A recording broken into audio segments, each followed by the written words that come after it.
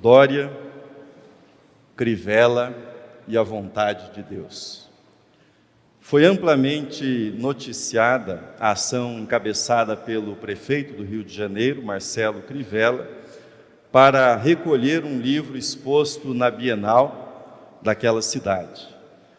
Este livro tinha na capa 2 rapazes se beijando.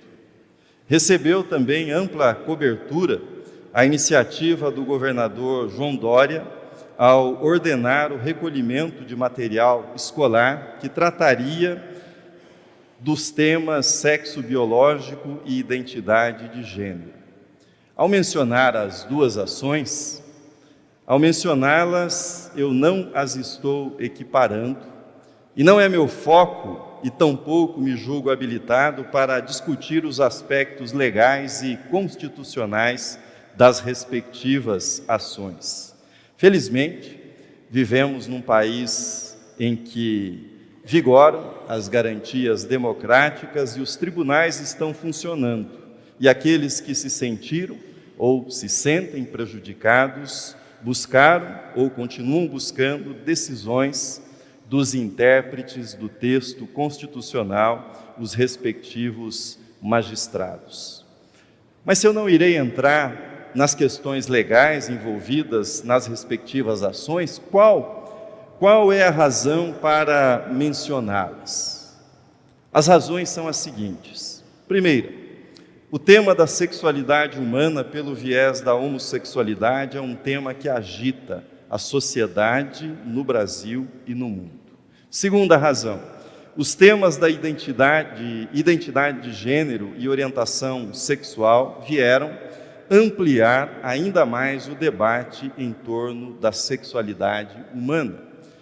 Terceira razão, família e escola são 2 instituições fundamentais na formação humana, e o que cabe a cada uma delas no que diz respeito à orientação sexual é um assunto bastante debatido na atualidade. Quarta razão, o Estado, ou seja, o Executivo, o Judiciário, o Legislativo, tem sido chamado a se manifestar sobre estes assuntos. Não poderia ser diferente. Uma vez que nós vivemos em sociedade, o papel do Estado é construir regras para convivência pacífica onde existe conflito sobre aquilo que é certo e sobre aquilo que é errado na vida em sociedade. Quinta razão. Esse tema está presente na vida das igrejas evangélicas, das igrejas cristãs, e exerce enorme influência sobre como os setores do Estado, principalmente o Executivo e o Legislativo, enxergam o tema. Isso por conta do peso eleitoral que é atribuído principalmente ao segmento evangélico. Bem, tentando resumir o estado atual da discussão, fica claro que há uma divisão na sociedade brasileira a respeito do tema.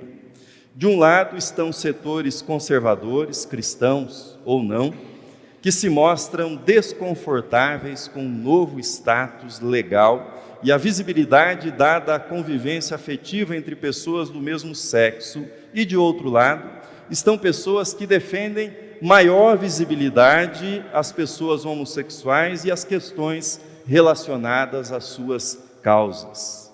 Para alguns, a sociedade já se liberalizou demais na área do comportamento sexual. Para outros, entretanto, ainda há muito a ser feito no campo das leis e da educação. Não penso que eu tenha solução para assunto tão delicado e controverso do nosso tempo. A minha impressão é que o assunto é tão vasto e complexo que haverá sempre alguma verdade naquilo que as partes sustentam. Por outro lado, o assunto mobiliza tal passionalidade que haverá também algum exagero e alguma distorção de um lado e de outro.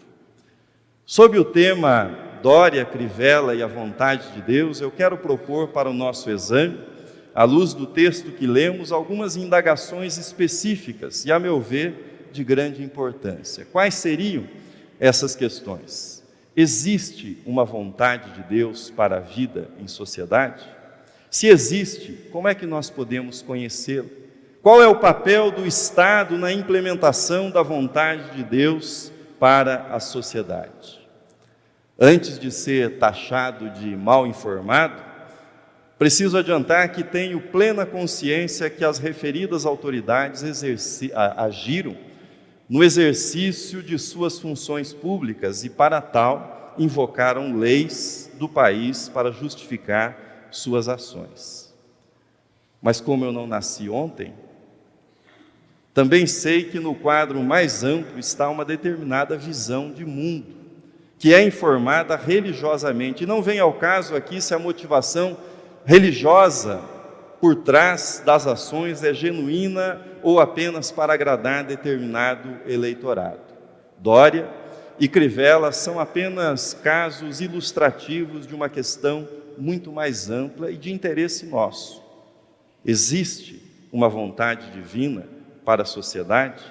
Faz parte da vontade divina que as autoridades da esfera civil fomentem comportamentos da moralidade sexual? Cristãos, enquanto cidadãos do seu país, devem pressionar autoridades civis para que as leis e as políticas públicas estejam alinhadas ao máximo com as suas convicções religiosas? Cristãos devem reagir quando julgam que o Estado está promovendo comportamentos na moral sexual tidos como impróprios por padrões da palavra de Deus? Estas são questões da maior importância no tratamento desse assunto. O primeiro passo na direção de qualquer resposta é recordar algumas coisas importantes sobre moralidade. Já preguei neste púlpito em 2 ocasiões especificamente sobre esse tema. Portanto, eu não vou repetir aqui o que eu falei naquelas ocasiões, mas vou retomar alguns pressupostos gerais. Tenho chamado de ortodoxia compassiva e respeitosa nossa aproximação nesse debate. O que é que eu quero dizer com isso? Sob o ponto de vista bíblico, o ensino é claro. O casamento é a união entre um homem e uma mulher. A sexualidade é uma bênção divina para ser vivida no âmbito de uma aliança de fidelidade e dedicação mútuas. Resumidamente, homem e mulher foram criados por Deus. O casamento entre homem e mulher foi instituído por Deus e a exclusividade entre marido e mulher é também intenção de Deus. Isto significa que pessoas heterossexuais estejam livres de pecado e distorções na vivência da sua sexualidade? Vocês já sabem a resposta. Violência, infidelidade, estupros, pornografia, abusos de toda ordem, prostituição, são pecados que marcam a sexualidade de seres humanos. Portanto, se todas as pessoas fossem heterossexuais, ainda teríamos que lutar com muitas dificuldades a respeito da nossa sexualidade. Um ponto fundamental da teologia bíblica é a noção de pecado. Ser pecador é não ser aquilo que eu deveria ser para o meu próximo, para mim e para Deus, ou melhor, diante de Deus. Sei que você pode fazer a aplicação desse conceito de pecado para a esfera da sexualidade. Isso me faz lembrar que C.S. Lewis, escritor cristão, afirmava que o centro da moralidade cristã não está na sexualidade. Preciso citá-lo literalmente. Veja comigo na tela o que ele diz. Se alguém pensa que os cristãos consideram a falta de castidade o vício supremo, essa pessoa está redondamente enganada. Os pecados da carne são maus, mas dos pecados são os menos graves. Todos os prazeres mais terríveis são de natureza puramente espiritual. O prazer de provar que o próximo está errado, de tiranizar, de tratar os outros com desdém e superioridade, de estragar o prazer, de difamar. São os prazeres do poder e do ódio. E ele prossegue dizendo: isso porque existem duas coisas dentro de mim que competem com o ser humano em que devo tentar me tornar. São elas, o ser animal e o ser diabólico. O diabólico é o pior dos dois, é por isso que um moralista frio e pretensamente virtuoso, que vai regularmente à igreja, pode estar bem mais perto do inferno que uma prostituta. É claro, porém, que é melhor não ser nenhum dos dois. O que eu estou chamando de ortodoxia compassiva e respeitosa é a atitude honesta.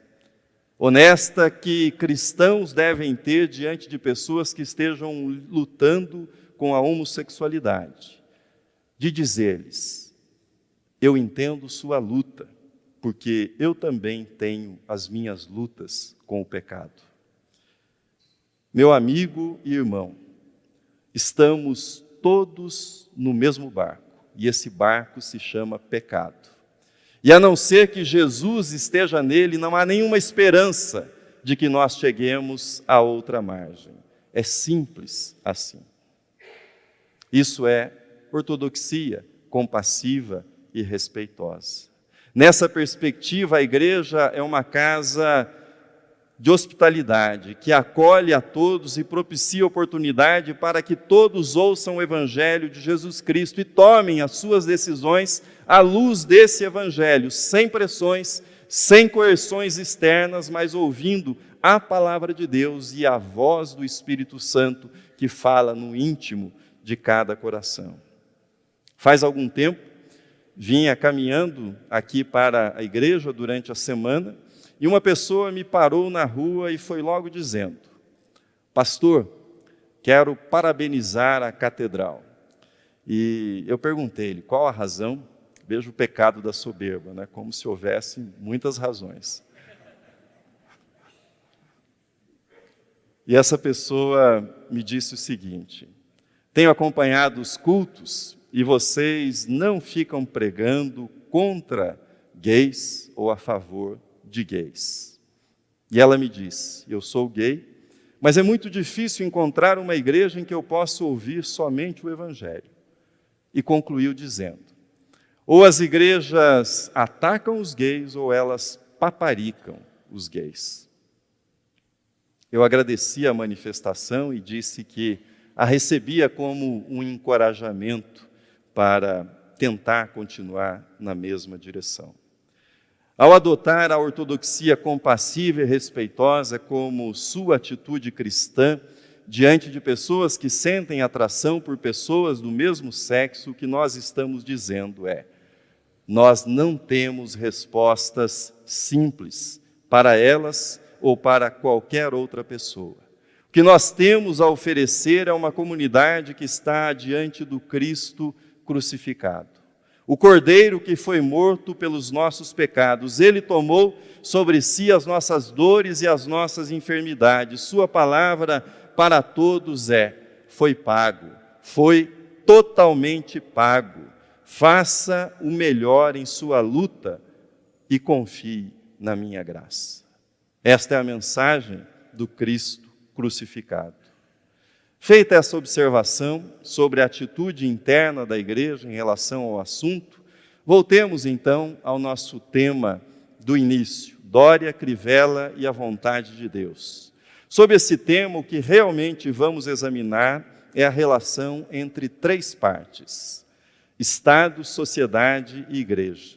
Existe uma vontade de Deus para a sociedade? Se existe, como é que nós podemos conhecê-la? Qual é o papel do Estado na implementação da vontade de Deus para a sociedade? Os reformadores, especialmente Martinho Lutero e João Calvino, trataram de separar Estado e Igreja, separar a esfera do governo temporal da esfera do governo espiritual.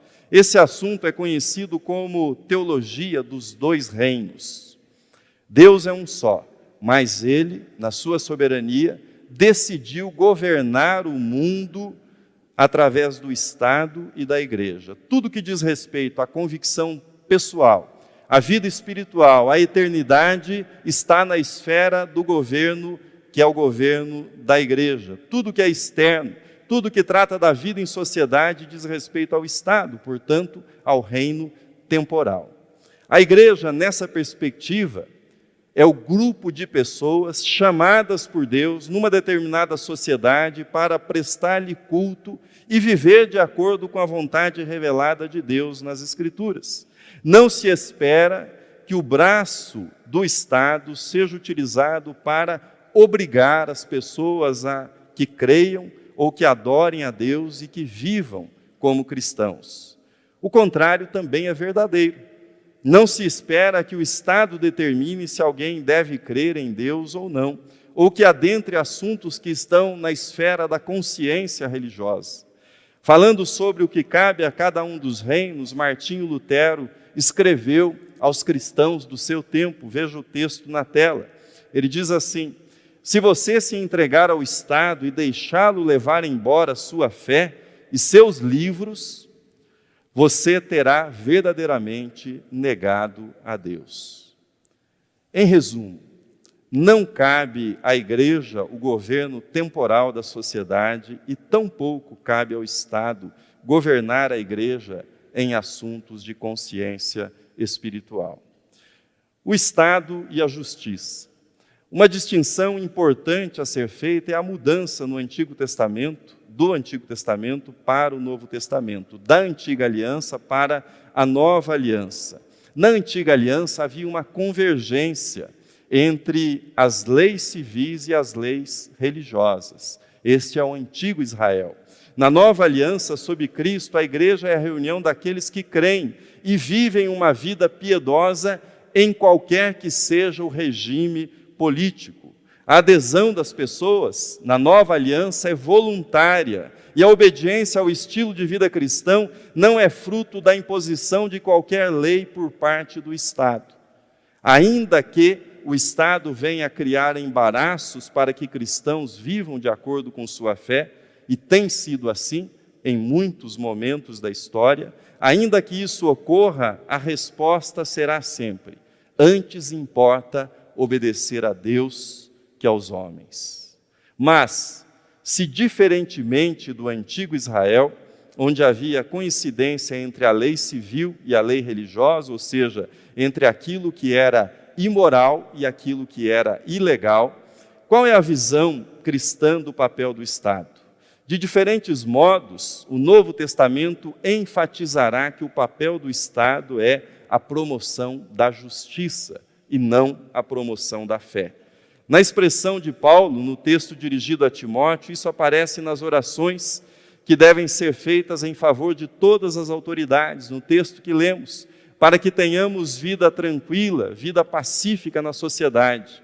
Na carta aos Romanos, capítulo 13, Paulo afirma que a existência de autoridades é da vontade de Deus e que a missão delas é a promoção da justiça.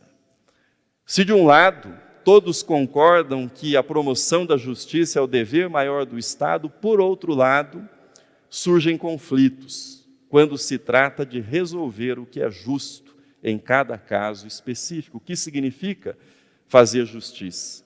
O que temos na sociedade hoje, nas questões relacionadas à homossexualidade, orientação sexual, identidade de gênero, é uma discussão daquilo que é justo, de como as pessoas devem ser tratadas, ou seja, quais são os seus direitos. Por isso, o Estado é mobilizado. No que diz respeito à homossexualidade, o Supremo Tribunal Federal definiu, em 2010, a união civil entre pessoas do mesmo sexo como constitucional. Em junho deste ano, o Supremo equiparou a homofobia aos crimes de racismo. O ministro Celso de Mello sensatamente frisou em seu voto que as religiões têm o direito de expressar opinião contrária à prática da homossexualidade, desde que isso não consista na incitação ao ódio, naquilo que se chama discurso de ódio. As ações de Marcelo Crivella e João Dória já se movem noutra esfera de discussão: identidade de gênero e orientação sexual. Nessa questão, a definição daquilo que é justo, ou seja, definir o que é justiça nesses casos, nessa questão, outras vozes se levantam e, ao fazê-lo, revelam como o assunto é ainda mais complexo nos dias atuais. Quais são essas vozes? Você tem na tela: família, escola e ciência. Permitam-me aqui fazer mais uma referência à teologia reformada e sua contribuição para a visão moderna do Estado, do governo, da sociedade. Às vezes nós falamos e agimos como se só existissem o Estado e os indivíduos, o governo e as pessoas enquanto indivíduos, e nenhuma outra mediação entre elas. Abraham Kuyper, notável pastor, jornalista e primeiro-ministro da Holanda nos primeiros anos do século XX, fundador da Universidade Livre daquele país, ele chamava de responsabilidade diferenciada as comunidades que compõem a sociedade e enfatizava que elas tinham um papel importante. E ele destacava quais eram essas comunidades: família, escola, ciência, empresa, igreja, sindicatos. Segundo ele, são instituições que exercem, cada uma na sua esfera e de acordo com a sua natureza, um papel fundamental para que nós tenhamos vida tranquila e vida pacífica.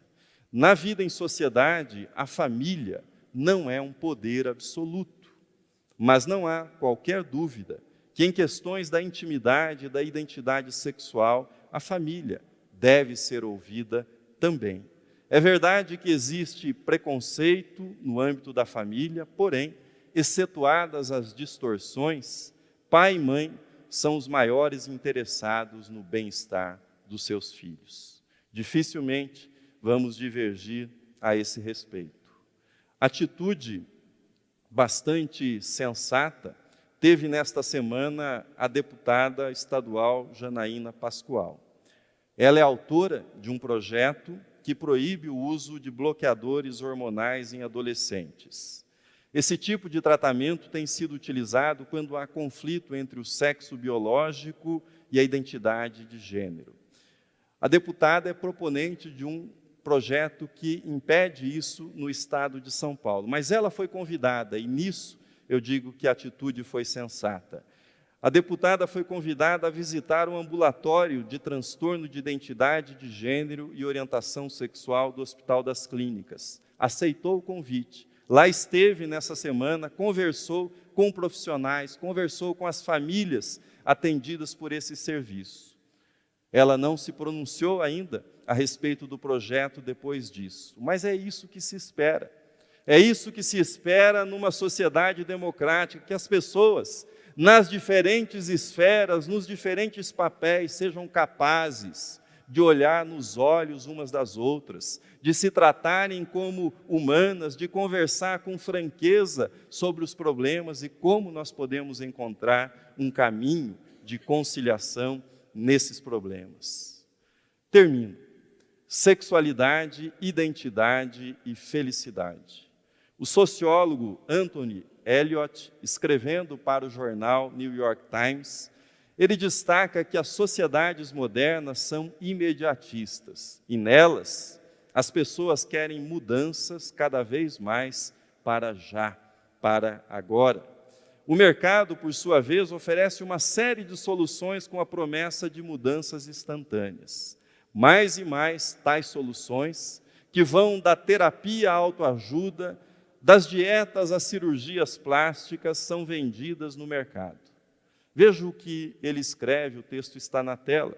O consumo para já, de hoje em dia, cria a fantasia da plasticidade infinita do eu.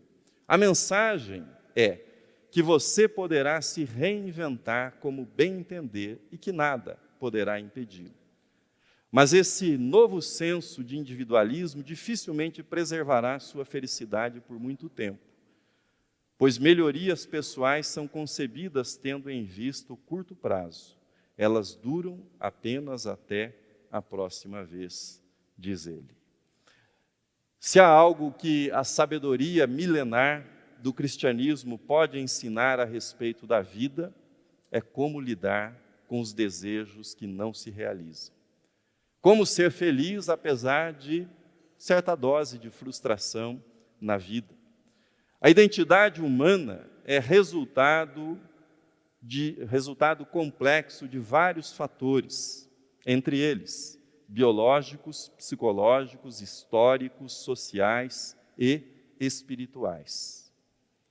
Assim, esforços para definir a identidade em torno somente da sexualidade não trarão felicidade e vão complicar ainda mais a vida. Uma pessoa, e não importa se heterossexual ou homossexual, que venha a definir sua identidade em torno somente da sua sexualidade, embarcará num projeto de vida reducionista e certamente frustrante. Qual é a vontade de Deus para o Estado no tratamento desse delicado assunto? As autoridades terão de discernir a linha tênue que há entre a tolerância, a aceitação, o incentivo e a apologia. Isso não é fácil, mas ouvir as diferentes vozes das pessoas, das famílias, da ciência e das igrejas ajudará nessa árdua missão. E a nós que pertencemos à igreja, qual é o nosso papel? Recusemos o uso do Estado para impor qualquer tipo de moralidade cristã à sociedade. Isso não funciona. Só produzirá maior rejeição ao cristianismo. O estilo de vida cristão é fruto de uma escolha do coração, jamais da coerção. E as pessoas que vivem nesses tempos confusos, qual é a mensagem para elas? A mensagem que temos para compartilhar é que a verdadeira felicidade não se encontra no amor ao prazer, mas no prazer de amar. Amar a Deus, amar a si mesmo e amar ao próximo. Nós não sabemos tudo sobre isso, mas nós continuaremos tentando. Amém.